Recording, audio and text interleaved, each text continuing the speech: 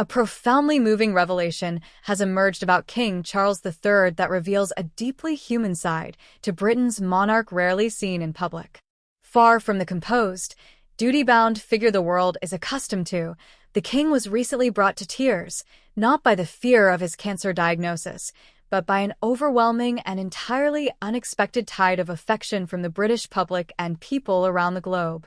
This touching detail comes from Robert Jobson's new book, The Windsor Legacy, The Making of a King, which offers an intimate portrait of the royal household during one of the most testing chapters of modern royal history. According to Jobson, when news of Charles's cancer diagnosis broke in February 2024, Buckingham Palace was inundated with an avalanche of goodwill. Tens of thousands of letters, postcards, get-well cards, and messages arrived daily. Some were beautifully handwritten notes from cancer survivors sharing their own stories of hope and recovery. Others were simple but heartfelt offerings from schoolchildren, colorful cards sprinkled with glitter, drawings of crowns and smiling suns, and even little gifts such as packets of Smarties tucked inside the envelopes. The sheer volume and sincerity of this outpouring left the king stunned and deeply emotional. A man who has spent more than 7 decades under relentless public scrutiny, often harsh, frequently unforgiving, suddenly discovered that vast numbers of people, many of whom had once been openly critical of him, now set aside past grievances and chose kindness. Jobson writes that Charles was genuinely shocked and overwhelmed to learn just how many people genuinely cared about his well-being, including many who had adored Princess Diana and had, for years, viewed him through the prism of that very public and painful marital breakdown. For decades, Charles was cast, sometimes unfairly, as the antagonist in the Diana story. The People's Princess remained an icon of warmth and glamour long after her tragic death in 1997, while Charles was often portrayed as cold, aloof, or worse. Yet when his serious illness was announced, something extraordinary happened. The public chose humanity over history. They saw not the prince of old scandals, but a 75-year-old man facing a frightening disease. That collective act of grace, choosing empathy in the present moment rather than dwelling on the controversies of the past, reduced the king to tears of gratitude rather than sorrow. The diagnosis itself had come as a shock. While undergoing what was described as a routine procedure for benign prostate enlargement in January 2024, doctors discovered an unrelated form of cancer. In a marked departure from the almost total medical privacy maintained by his mother, Queen Elizabeth II, Charles chose remarkable transparency. Buckingham Palace issued a statement explaining that His Majesty had decided to share his diagnosis in order to prevent speculation and in the hope that it might help public understanding of cancer for all those around the world affected by it. It was a bold, modern decision that immediately set the tone for how his illness would be handled. In the months that followed, Charles made quiet but significant changes to prioritize his health without abandoning his constitutional duties. He reportedly cut back sharply on red meat and dairy, began eating more plant-based meals, and, in a detail that raised affectionate smiles, started having half an avocado with lunch each day. He temporarily stepped back from public engagements while continuing to work on state papers and hold audiences behind palace walls, striking a careful balance between recovery and responsibility. There was one anxious moment in March 2024 when side effects from treatment led to a brief readmission to the London clinic, the same hospital where his prostate procedure had taken place.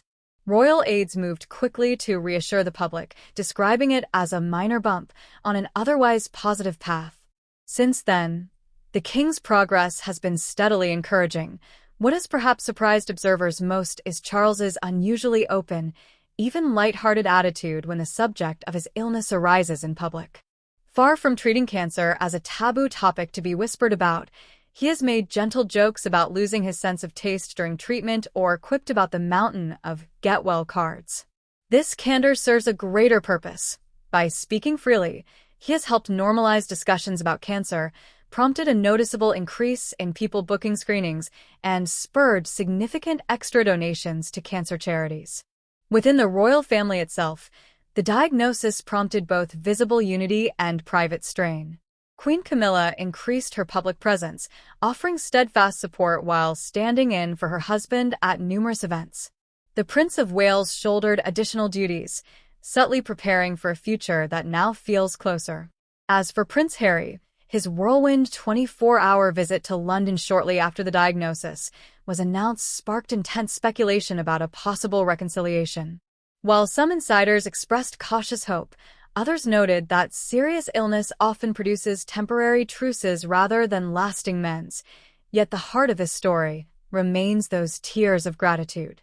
After a lifetime of being judged, often harshly, Charles discovered that when he needed most, the British people and millions overseas chose compassion. Children sent glitter-drenched cards wishing King Charles to get better soon. Elderly pensioners wrote pages recalling their own battles with cancer. Complete strangers shared prayers, poems, and small tokens of hope. In that flood of kindness, the king saw that beneath the weight of the crown he is still, fundamentally, a human being who matters to others. This moment feels like a watershed. Royal commentators are already debating whether Charles's willingness to show vulnerability signals the beginning of a more relatable, emotionally open monarchy, or whether too much transparency risks eroding the mystique that has sustained the institution for 1,000 years. What is beyond debate is that a genuine bond has been forged. The public has seen their king frightened, grateful, and profoundly moved. In return, he has seen that decades of duty and service have not gone unnoticed or unappreciated. Cancer, as Charles's experience so powerfully reminds us, is the ultimate leveler. Palaces and titles offer no protection. What does offer solace is the knowledge that people care, that a child's handmade card with wonky lettering and a liberal dusting of glitter can move a monarch to tears. As treatment continues and his reign progresses, this chapter will surely be remembered as the moment the British people and their king truly saw one another, not as symbols or caricatures, but as fellow human beings capable of extraordinary kindness when it matters most. Whether this warmth endures beyond the immediate crisis or proves to be a fleeting wave of sympathy remains to be seen. But for now, a king who waited longer than any heir in history to wear the crown has discovered something priceless, that after all the criticism, scrutiny, and loneliness of public life, millions of strangers chose, in his hour of need, to remind him that he is not alone. That, more than any constitutional duty or ceremonial splendor, may prove to be one of the defining legacies of King Charles III's reign. In the end, the image that lingers is not of a distant monarch on a gilded throne, but of a 75-year-old man sitting quietly in a palace room, surrounded by all accounts alone for a moment, reading card after card from strangers and quietly crying, not from fear of death, but from the shock of being loved far more than he ever believed possible. King Charles III spent most of his adult life preparing to be sovereign while being told, often brutally, that he would never be forgiven, never truly accepted, never able to step out of the long shadow cast by his first wife and his mother. Yet when fate delivered its harshest test, the British people and millions beyond these shores answered with an outpouring of tenderness that rewrote decades of narrative in a single, spontaneous gesture.